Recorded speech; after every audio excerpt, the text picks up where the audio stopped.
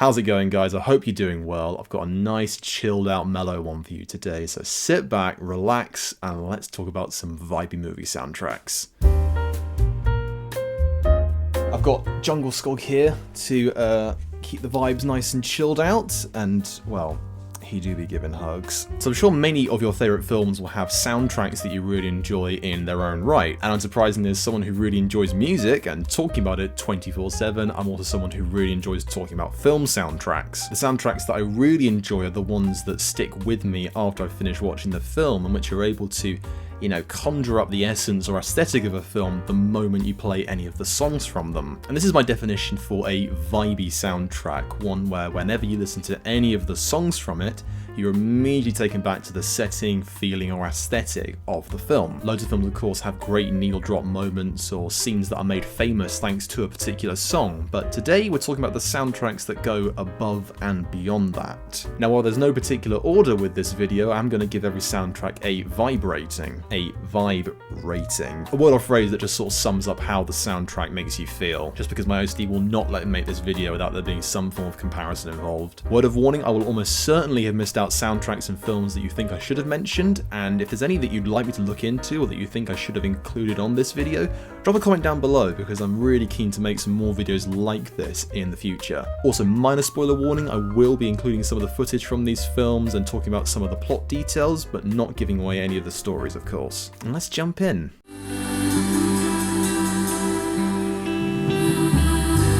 Where better to start than with the archetypal movie soundtrack that has vibes. Lost in Translation packs an iconic and refined soundtrack conveying so many emotions that I know resonate very strongly with so many. Much as we look back on this film, given that it is nearing 20 years old, Jesus fucking Christ, its themes of isolation and internal journeys remain so incredibly relevant, and they're ones that I really associate with. Perhaps most famously, however, it acts as a framework with which to understand Tokyo, the setting with which the film at once portrays as alienating yet also extraordinary. Ambient and instrumental tracks like Tomid by Squarepusher or Girls by Death in Vegas really distill the uber-modern aesthetic of the city, whilst the more emotional cuts like Just Like Honey by the Jesus and Mary Chain or the spellbinding Sometimes by My Bloody Valentine, big MBV fan over here, good lord, help to carry the heart of the film. A lot of what the soundtrack is doing is swinging between individual experiences and shared ones, not only reflecting the story itself,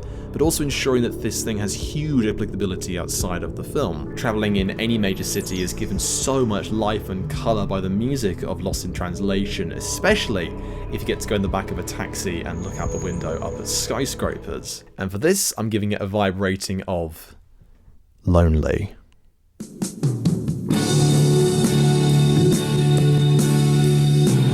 Not only does Children of Men have an extraordinary original score, it also packs a moving, cerebral soundtrack to go with it. This is one of the few modern films that portrays a dystopian future Britain, and its soundtrack feels haunted by memories of our country's past. It packs both iconic British artists such as Radiohead, The Beatles, and Donovan, as well as covers of famous British tunes like Franco Battiato's version of Ruby Tuesday. And a lot of this feels synonymous with the pride and self-image that the UK has of itself, and it's something that the film spends a lot of time dissecting. Of course, the real thrust of Children of Men is portraying a world suffering from a fertility crisis, and in capturing a hopeless, dying future, the songs here do an exceptional job. The murky, neutral colour palette of the film and its imagery that ranges from the absurd to the desolate is matched by the music with pinpoint accuracy. The scene where In the Court of the Crimson King plays is especially memorable. It's a song rooted in fantasy, repurposed for a near-future England that most certainly does not feel far from fantasy.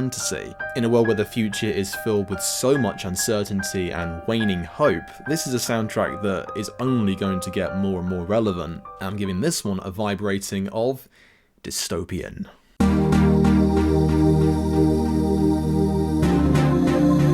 Trainspotting is surely one of the most iconic British films of the 90s, at once capturing both the coolness and the disparity of the Edinburgh drug scene with kitchen sink realness. Not only is it a far more effective anti-drugs PSA than anything that I learned in school, This is a soundtrack that just takes the very best from the UK's alternative and dance scenes and puts it into one thing. It picks through classics from the likes of New Order and Iggy Pop, whilst also cementing itself firmly in 1996 with cuts from Elastica, Blur and Pulp. It spawned Slippy by Underworld, however, that really sticks with you most of all. A track about the people caught up in the drugs of the UK rave scene set in a film about the victims of drug usage. It is truly one of my favourite songs of all time, and it is just used so effectively in this film. In some ways, the Trainspotting soundtrack allows you to vicariously experience that scene without any of the side effects, but it's also doing a lot to capture the pop culture of the time. And when so many films and TV shows in the last 5 or 10 years have been set in the 80s and 90s and often been packed with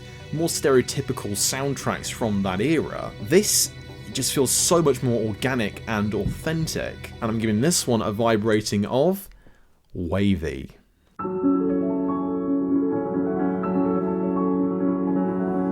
For me, this is the soundtrack that has the most power to take me straight back to the film that it soundtracks. Call Me By Your Name is one of my favourite films of all time, and its soundtrack, which blends 80s European pop with more contemporary piano pieces than a fucking music college, has such a tangible and bucolic quality to it. The heat of the Italian summer and the honesty of the emotions in the film are conveyed so strongly through the music that almost every cut on here elicits all manner of emotions. And Barque and the Dublin remix of Futile Devices by Sofia and Stevens shove a weight in my chest whenever I listen to them for, well, unsurprising reasons. While Le Jardin Féerique by Ravel, which is hardly the most pronounced track on the soundtrack, has this gorgeous, sort of contemplative and changing of the seasons sound to it. It's a soundtrack that nestles deep in your heart and your psyche, and I'd be lying if I said that it hadn't been a huge influence on things that I've done since, particularly when it comes to relationships. The enjoyment of listening to this soundtrack is less about trying to recreate Elio and Oliver's story, and more at reinforcing what it means to its fans.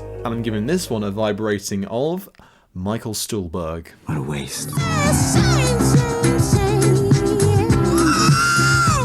Keeping with the LGBTQIA theme, Pride has a soundtrack that unashamedly celebrates the queer scene of the 1980s. This thing packs everything from disco to indie to synth pop, soft cell, Sylvester, Bronski Beat, The Smiths, Frankie Goes to Hollywood, Kirsty MacColl, Tears for Fears, Billy Bragg. I mean, good lord, there is just so much going on here. Like, the complete music from and inspired by collection is almost 3 hours long. And while that much music can end up being too much to really convey the feel of a movie, with Pride it doesn't suffer the same fate. Pride is so overwhelmingly emotional, and it just has so much love for the queer rights activists that it puts at the centre of the film, for the miners and their struggle against Thatcher, and for Wales and its communities in general. The film is such a heart-wrenching experience that you are forced to recognise the challenges of the times in that music when you listen to it subsequently, and it reinforces just how important the successes and failures of those that are in the story that it tells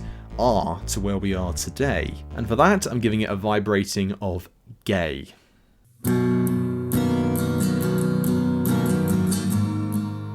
When you deal with a topic as heavy as the one that Mysterious Skin jumps headlong into, the term music choice seems a little bit off the cuff.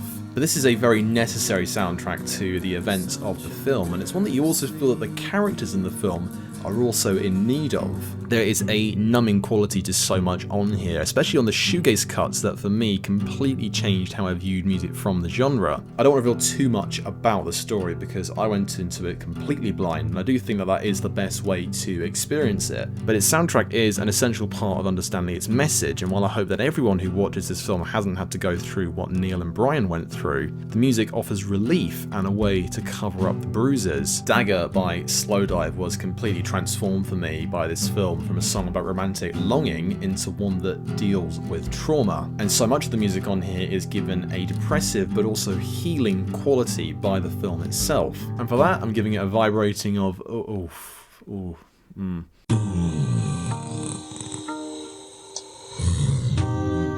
Let let's bring the mood back up after that last one with one of the most intense, harrowing, and trippy films I have ever watched. Indeed, I realise at this point that all the soundtracks I've mentioned are either queer-influenced, drug-infused, or just outright depressing. Climax, however, takes a slightly different route. Because sure, it has all those qualities, but it shoves the sliders up on them so much to the extent that it almost becomes humorous in a weird way. Musically, this is a soundtrack rooted in house and ballroom culture, two genres that I have an undying love for, and its overall sound blends the rave quality of acid, Chicago, and Detroit house with the intensity and campness of ballroom and Vogue. Of course, the way that it's used in the film, for anyone that's seen it, is hard to forget.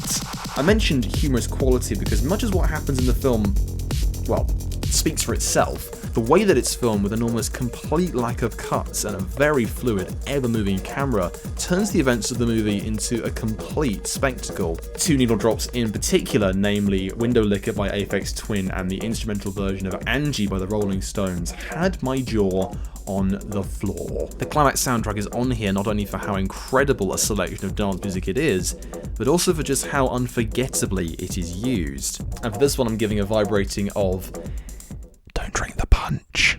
And that concludes my look into soundtracks with some real vibey qualities. As I mentioned before, if there are any films that I didn't include on this list that you think should be on there, drop a comment below, I'll take a look at it, because I'm definitely keen to do more stuff like this in the future. There was a particular set of films that I didn't include on purpose, because although they are vibey, they'll need their own video, as I'm sure you'll understand. Until then, it's goodbye from me and Jungle Skulk. Take care wherever you are, and, well, I'll catch you in the next one.